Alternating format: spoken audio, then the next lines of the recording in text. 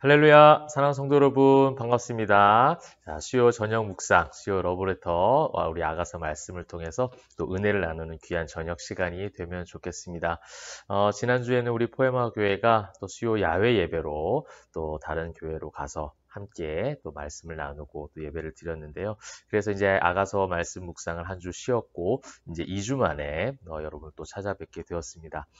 오늘 또 아가서 말씀을 통해서 거룩한 신부로서 신랑 되신 예수 그리스도의 그 깊으신 사랑 가운데 거하고 그 사랑으로 기뻐하고 만족하고 감사가 넘치는 저와 여러분이 되면 좋겠습니다. 자, 오늘 말씀은요, 이제 6장 10절부터 13절까지의 말씀이 되겠습니다. 아가서 6장 10절부터 13절까지의 말씀을 제가 먼저 읽고 말씀의 은혜를 나누도록 하겠습니다.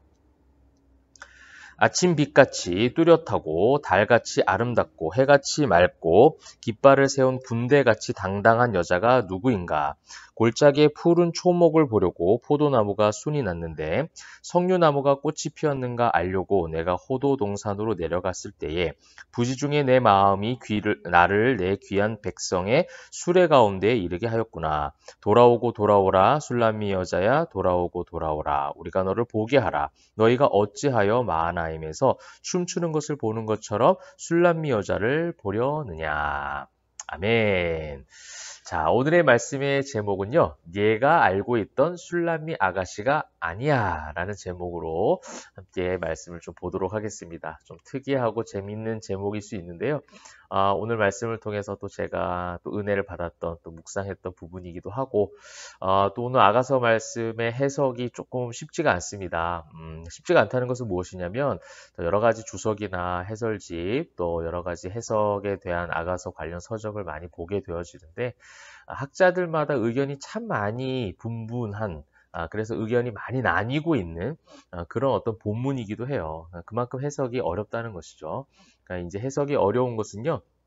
사실은 그 하나님의 그 어떤 보여주시고자 하는 그 맥락 속에서의 흐름을 잘 파악할 필요가 있고 이것을 통해서 우리 또 각자에게 주시는 적용의 메시지로 보라고 해주시는 하나님의 마음이기도 합니다. 그래서 오늘 김성철 목사의 묵상의 포인트를 여러분과 함께 나누고 있는 그런 영상이지만 또 여러분이 말씀 이 짧은 10절부터 13절의 말씀을 읽으면서 여러분에게 주시는 하나님의 또 귀한 메시지가 또 따로 있을 것 같아요. 그것을 여러분 가슴속에 잘 간직하셔서 그 말씀으로 오늘 저녁에도 평안을 얻고 계속 남은 한 주도 승리하면 좋겠습니다. 자, 내가 알고 있던 술람미 아가씨가 아니야 라는 제목의 말씀을 정한 이유가 무엇인지 본문을 통해서 하나하나 차근차근 살펴보도록 하겠습니다. 자, 10절 보니까요. 아침 빛같이 뚜렷하고 달같이 아름답고 해같이 맑고 깃발을 세운 군대같이 당당한 여자가 누구인가 라고 얘기하고 있습니다. 이제 2주가 돼서 좀 여러분 기억이 안 나실 수가 있는데요. 좀 생소하지 않은 표현 아닙니까? 지난번에 봤던 6장 4절의 표현하고 굉장히 많이 유사합니다. 6장 4절에 보니까 내 사랑아 너는 디르사같이 어여쁘고 예루살렘같이 곱고 깃발을 세운 군대같이 당당하구나. 많이 비슷하죠?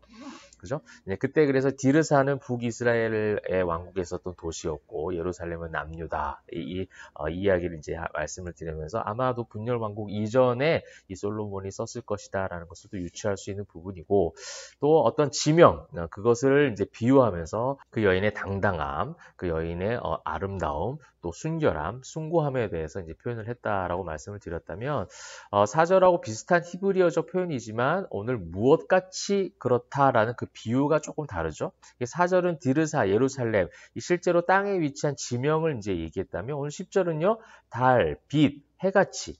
그러니까 이건 뭐예요? 우주 만물, 천체를 이야기하는 거, 천체를 비유로 하고 있는 것이죠. 그래서 저는 이것을 이 영적인 관점으로 볼 때 신앙적 균형을 성경은 늘 맞춰가고 있는 것을 늘 말씀의 흐름을 통해서 발견할 수가 있어요.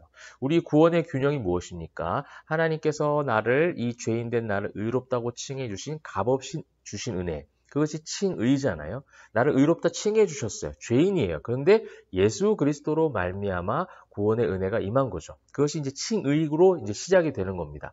그렇다면 이제 칭의를 받은 성도들은 어떻게 합니까? 이 땅에서 균형 잡힌 생활을 살아야죠. 구원받은 하나님의 백성답게 말하고 행동하고. 그래서 변화된 우리의 모습들을 통해서 또 누군가에게 예수 그리스도가 전해지고 그래서 증인된 삶을 사는 것이죠.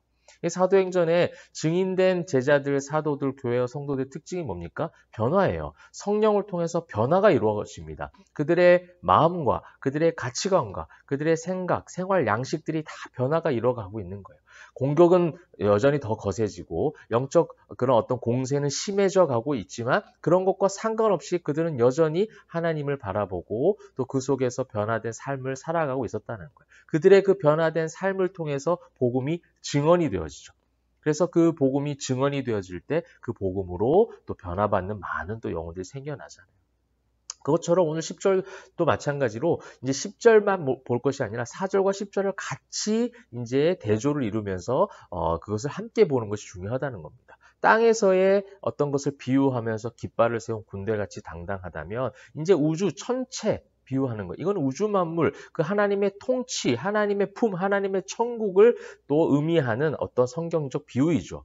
그것은 결국 이 신부가 신랑의 이제 선택을 받아서 신부가 되었잖아요. 그래서 그의 신분과 정체성이 바뀌어졌어요. 그렇다면 이제 그 우리가 영적인 관점에서 우리 거룩한 신부들이 그렇게 되었다라고 얘기하지 않습니까?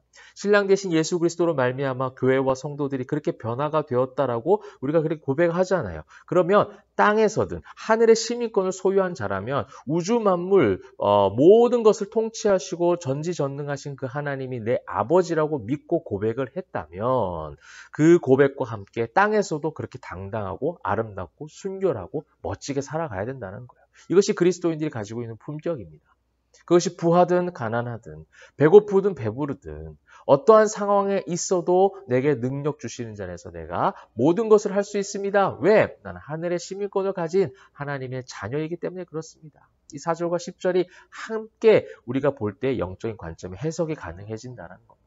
사랑하는 성도 여러분, 여러분이 거하는 모든 발붙이는 곳에서도 깃발을 세운 군대같이 당당한 주님의 성도로서 말하고 행동하고 그리스도의 품격을 유지하시고 그래서 그것을 통해서 복음이 여러분을 통해서 증언이 되어지기를 간절히 소망합니다.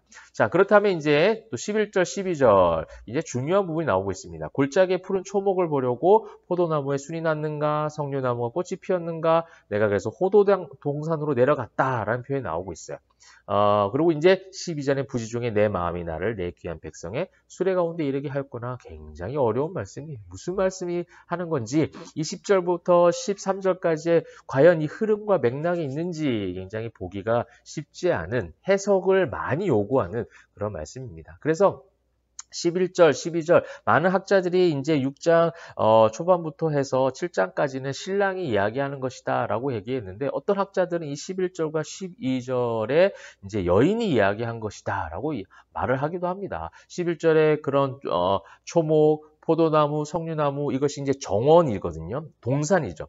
이게 아가서에는 동산이 많이 등장하잖아요. 그 동산을 비유하고 동산을 은유적으로 표현할 때는 여성을 표현한 것이다. 그래서 이것이 술람이 여인이 한 말이다 라고 말하는 학자들도 있고 또 12절을 또 가보니 내 마음이 나를 내 귀한 내 백성 그죠? 내 귀한 백성이라고 표현하고 있잖아요. 이거는 왕이 백성을 표현할 때 썼던 그런 표현이기 때문에 신랑이 얘기한 것이다. 그래서 11절과 12절은 다른 사람, 11절은 여인이, 12절은 신랑이. 그렇게 이제 표현을 하기도 합니다. 무엇이 됐든 정확한 답을 알 수가 없어요. 학자들의 의견이 나눈다는 것은 결국 정답은 하나님만 아신다는 거죠. 그죠? 근데 저는 이 의견이 분분하도록 만든 것이 은혜가 아닐까라는 생각을 잠시 한번 해보게 되었어요. 이게 이제 술람미 여인은요, 신랑인 솔로몬과 이제 어떻게 됐습니까? 결혼해서 한 몸이 되었어요. 마치 이제 외국에서 우리나라는 이제 그렇게 사용하지 않는데 외국에서는 결혼을 하게 되면 그 여자의 성이 남편 신랑의 성으로 바뀌어지잖아요. 그러니까 이제 한 몸으로 연합되었다는 것을 의미하는 하나의 문화이기도 하거든요. 그러니까 정원을 가든 또 내 백성이라는 표현을 하든 신랑도 할 수 있고 신부도 할 수 있게 된 둘이가 연합된 상태를 우리는 지금 기억을 해야 된다는 거예요. 그냥 단순하게 신랑의 어떤 솔로몬 왕으로서 개인적인 또 술람미 개인의 어떤 여인의 어떤 모습으로서만 보게 되면 이 의견이 충분히 분분할 수 있는 거예요. 충분히 해석의 여지가 너무나도 어려워질 수 있는 부분인데 저는 오히려 여러분 이제 솔로몬도 신부랑 함께 되었기 때문에 신부가 좋아하는 동산, 신부가 가려고 하는 동산에 신랑도 같이 동행할 수 있는 거잖아요. 또 부부가 함께 같은 곳을 가지 않습니까? 같은 맛있는 것을 같이 먹으러 가는 거예요. 좋은 곳이 있으면 같이 가는 거죠. 예전에 따로따로 생활하던 그 생활의 반경이 이제 그 생활의 어떤 범위가 같아지는 거잖아요. 그게 결혼했다는 증거고 함께 연합되었다는 증거죠. 그 다음에 신부인 그 술람미 여인이 왕비가 됐잖아요. 그 왕비가 내 백성이라고 할 수 있는 것이 무리가 됩니까? 왕비로서 왕의 백성이 왕비의 백성이 되는 것도 가능하잖아요. 그래서 우리나라 표현으로 국모라고 표현하기도 했지 않습니까? 그러니까 왕비가 내 백성이라고 할 수 있죠. 그렇기 때문에 이 제가 가지고 있는 이것이 정답이라고 제가 말씀을 드린 것이 아니라 제가 이 11절, 12절에 많은 해석의 의견이 분분한 걸 보니 오히려 제 마음속에 그런 은혜가 되더라는 거죠. 아, 신랑과 신부가 한 몸이 되었기 때문에 후세대 학자들이 보기에는 이것을 히브리어적으로 누가 말했는가, 누가 한 표현인가에 대한 이것을 답을 내기 어려웠구나. 왜? 우리가 함께 공유하고 있기 때문에. 그래서 이건 어쩌면 신부가 얘기한 거일 수도 있고 신랑이 얘기한 거일 수도 있고 그 다음에 우리가 오페라의 한 장면처럼 우리가 상상해 본다면 남편과 그 신랑과 신부가 함께 손을 맞잡고 노래한 듀엣 곡일 수도 있다는 겁니다. 여러분 우리가 이제 예수님과 한 몸이 되어져서 세례를 받으면 그것을 의미하는 거거든요. 의의 옷을 갈아입고 주님과 이제 한 몸이 된 거예요. 연합이 된 거예요. 그죠? 신랑 대신 예수와 정혼을 한 겁니다. 이제 유대식 결혼의 방식이에요. 약혼을 하는 거죠. 결혼을 하기로 딱 정해졌어요. 그 다음에 이제 주님이 다시 오실 때 이제 혼인잔치가 벌어지는 것이 바로 요한계시록에 나타난 주님이 다시 오실 때 신부의 거룩한 변화를 이야기하는 것이고 우리는 이제 그것을 아가서 말씀을 통해서 계속적으로 구속사적 관점으로 발견해 가고 있는 겁니다. 그런 관점에서 본다면 우리는 이제 예수 그리스도의 그 사랑 가운데 거하고 있고 그 주님께서 우리에게 부여하신 놀라운 권세를 우리는 가지고 있어요. 승리할 수 있는 권세를 가지고 있어요. 당당할 수 있고요. 어디를 가든지 깃발을 세운 군대처럼 갈 수 있게 된 이 맥락과 흐름 속에서도 우리는 이것이 누가 얘기했는가가 중요한 것이 아니라 두 사람이 함께 한 몸이 되어져서 어디를 가든 동행하고 있고 어떠한 생각이든 같은 생각을 가지고 표현도 같아지고 있고 부부가 닮아진다라는 그 표현처럼 말이죠. 자, 그러면 이제 그 다음에 이제 정리가 되어지는 13절이 나옵니다. 자, 13절 보니까 돌아오고 돌아오라 술람미 여자야, 돌아오고 돌아오라 우리가 너를 보게 하라. 굉장히 강조적인 표현이 나오죠. 돌아오고 돌아오라는 표현을 네 번이나 반복을 하고 있습니다. 이거는 이제 어떤 제3의 합창단이에요. 또 하나의 합창단이 등장해요. 아가서에 여러 합창단이 등장합니다. 예루살렘 여자들로 구성된 합창단이 등장하기도 하고 또 왕궁에 있던 왕비들, 그죠? 왕궁에 있던 이제 후궁들 그것으로 구성된 합창단이 노래를 하기도 하는데 이제 이것은 어떻게 보면 이제 앞선 본문과 조금 맥을 같이 한다면 호도동산이라는 것은 호두동산이에요. 호두 여러분이 알고 있는 호두 그 호도동산에 있는 사람들이라고 이제 추정을 하고 있습니다. 그럼 무엇이 어찌됐든 주변인이에요. 합창단의 그 어떤 뉘앙스는 그 예루살렘 여인이든 왕궁에 있는 여인이든 아니면 제3의 또 다른 이 집단이든 상관이 없어요. 그들이 가지고 있는 생각은 무엇이냐? 술람미 여자가 왕비가 될 자격이 있느냐? 이 약점을 파고들려고 하는 습성들이 있는 것이 바로 주변 합창단이에요. 물론 그것을 이제 처음에는 그렇게 의심했다가 신랑의 사랑을 받는 것을 보고 그것을 찬송하고 칭찬하는 야샤르가 이제 그런 의미였지 않습니까?